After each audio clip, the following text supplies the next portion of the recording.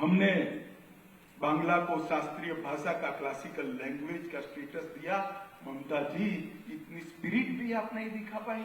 ধানতেরাসের কেয়ারশেড gold and ডায়মন্ডে এসে গেল সুবর্ণ সুযোগ। হলমার্ক ও এইচওয়াইডি কোডযুক্ত প্রতি গ্রাম সোনার গহনায় পাওয়া যাচ্ছে 600 টাকা ছাড়, সঙ্গে উপহার। कि देश के प्रधानमंत्री का सम्मान करे, आभार जताएं। भाइयों बहनों, ये जो पॉलिटिक्स की शुरुआत ममता जी ने बंगाल में करी है, उसका अंत हमें 2026 के चुनाव में करना है। वो कह रही है कि मनरेगा में अन्याय हो रहा है। मैं आज आंकड़े लेकर आया हूं, दीदी कान खोल कर सुन लो। यूपीए पे 10 साल में मनरेगा के लिए 15,000 करोड़ रुपया दिया और एनडीए ने 10 साल में 15,000 करोड़ के सामने 54,000 करोड़ रुपीस, 54,000 करोड़ रुपया देना। मगर दीदी, ये 15,000 हो या 54,000 हो, वो बेचारे मनरेगा के मजदूरों के हाथ में नहीं पहुंचा। आपकी सिंडिकेट बीच में ही चाऊ कर गई है। मैं बंगाल के मजदूरों को विश्वास दिलाने आया हूं, मनरेगा के लाभार्थियों को विश्वास दिलाने आया हूं। 2026 में परिवर्तन कर दीजिए। पाई पाई मनरेगा की आपके बैंक अकाउंट में जमा हो जाएगी।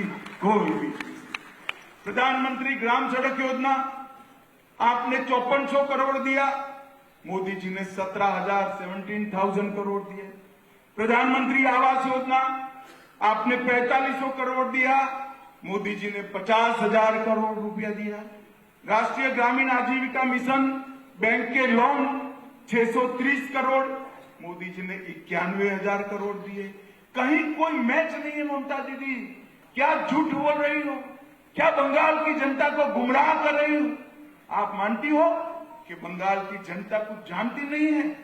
हम आज कह कर जाते हैं, दीदी भारतीय जनता पार्टी के 1 करोड़ सदस्य बनने वाले हैं। हम कम थे तब भी नाकों में पानी ला दिए थे।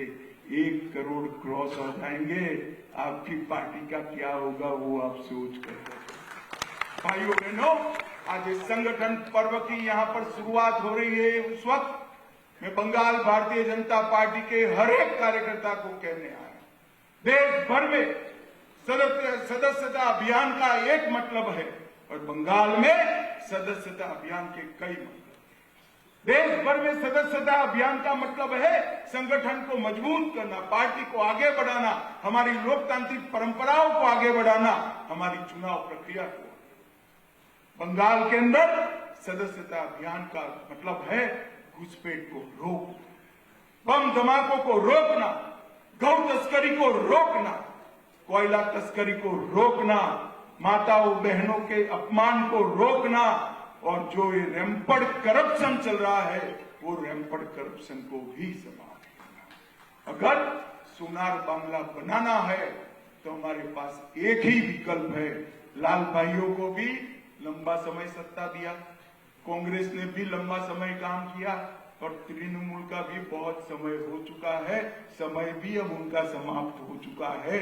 अब एक ही विकल्प बचता है, केवल और केवल भारतीय जनता पार्टी। और इसलिए मैं आज बंगाल भारतीय जनता पार्टी के कार्यकर्ताओं का आह्वान करने आया हूं कि यहां पर कानून का शासन प्रस्तापित करें, यहां पर बंगाल की संस्कृति को पुनर्जीवित करने के लिए, दुर्गा पंडालों के सम्मान की रक्षा करने के लिए, माताओं बहनों के सम्मान की रक्षा करने के लिए एक मजबूत भारतीय जनता पार्टी बनानी है। आने वाले समय में हर घर, हर गांव, हर गली भारतीय जनता पार्टी के कार्यकर्ता जाएं और इस नंबर को ट्रेस कराकर बंगाल की जनता को, विशेषकर बंगाल के युवाओं को और माताओं को भारतीय जनता पार्टी का सदस्य बनाए। उस वक्त आप पर जो एसएमएस आएगा उसमें एक फॉर्म होगा जिसमें सदस्य की डिटेल डालिए, वो डिटेल भी भर कर दीजिए जिससे उनको आने वाले समय में भारतीय जनता पार्टी के साथ जोड़ने की एक प्रक्रिया हो, भारतीय जनता पार्टी के काम को गति देने की एक प्रक्रिया हो।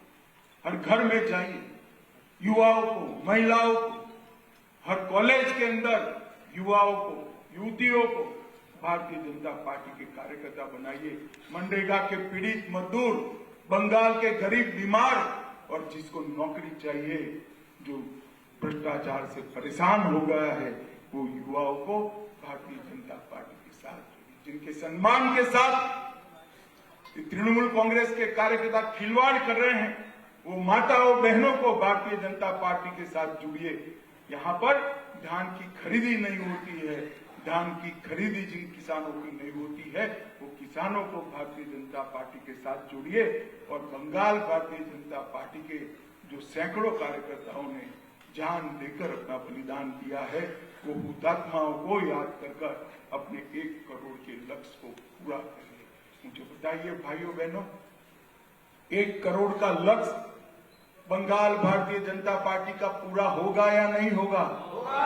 अरे जोर से बोलिए, होगा या नहीं होगा? हम घर घर जाएंगे क्या? हर युवा, महिला, किसान, मजदूर को सदस्य बनाएंगे क्या? 1 करोड़ सदस्य की भारतीय जनता पार्टी बनाएंगे। 26 में प्रचंड विजय की नींव डालने का काम करेंगे। भारत को महान बनाने के मोदी जी के अभियान के साथ बंगाल जुड़ेगा। तो मेरे साथ दोनों हाथ उठाइए, उठाइए दोनों हाथ और 1 करोड़ के लक्ष्य को पूरा करने के संकल्प की मुट्ठी भींचकर बोलिए, भारत माता की वंदे वंदे, जय श्री राम, जय जय श्री राम। आप सभी को बहुत बहुत धन्यवाद और मिथुन दा को फिर से एक बार अभिनंदन और बधाई।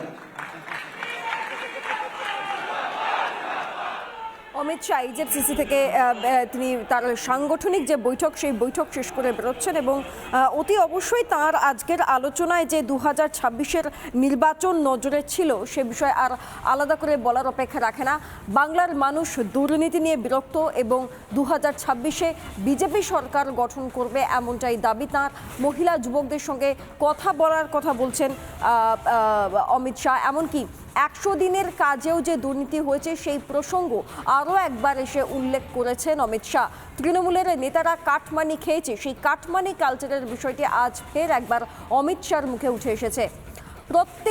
প্রত্যেকে হিসেবের টাকা পাবেন এমনটাও বলছেন কেন্দ্রীয় স্বরাষ্ট্রমন্ত্রী অমিত শাহ এবং তাঁর দাবি যে আগামীতে বিজেপি একমাত্র বিকল্প। বাংলার সংস্কৃতিকে ফিরিয়ে আনার জন্য বিজেপিকেই সামনে রাখতে হবে এমনটাই বলেছেন আজ অমিত শাহ। আজকে তার ঠাসা কর্মসূচি, তিনি এতক্ষণ ইজেডসিসিতে তার সাংগঠনিক বৈঠক করছিলেন এবং সেই বৈঠক থেকেই তার একাধিক বার্তা যে এবং তিনি বলছেন যে রাজ্যের মুখ্যমন্ত্রী মমতা বন্দ্যোপাধ্যায় বলেন যে দেশের প্রধানমন্ত্রী নরেন্দ্র মোদী নাকি বাংলায় কোনো উন্নয়ন করেনি, কিন্তু 10 বছরে ইন্ডিয়া অ্যালায়েন্স 2004 থেকে 2014 অবধি 2,09,000 কোটি টাকা দিয়েছিল বাংলাকে।